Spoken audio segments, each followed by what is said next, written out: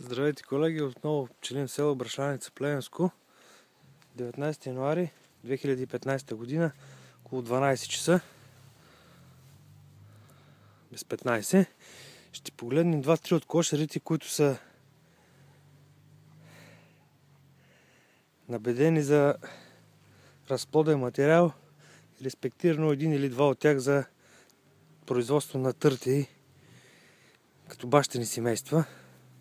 Колкото позволява района, разбира се. Ето, това е едно от семействата, което е много силно. 4, 2, 3, 4, 5, 6 рамки с пчели. И кълбото е надолу доста дълбоко. Има запаси. Даната съм ги отворил предварително. И какво става тук, че това е най-бързият начин за диагностика. Ето виждате, почти няма подмор. 10 на 20 пчели, което не е нищо.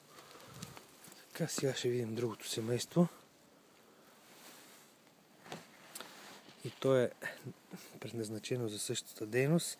1, 2, 3, 4, 5. Плътно кълбо, свито кълбо, така. Пчеличките са обърнати с задната си част нагоре, което е сигурен знак, че всичко е наред. Така и тук има около 2, 4, 8. 13, 14, 15 кг мед. Така затваряме. Така и другото семейство, което също е много силно и с добри качества така във времето. На 5-6 рамки с пчели.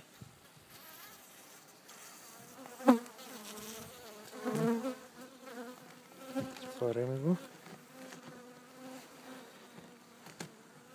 Така. Това е за сега. Успех!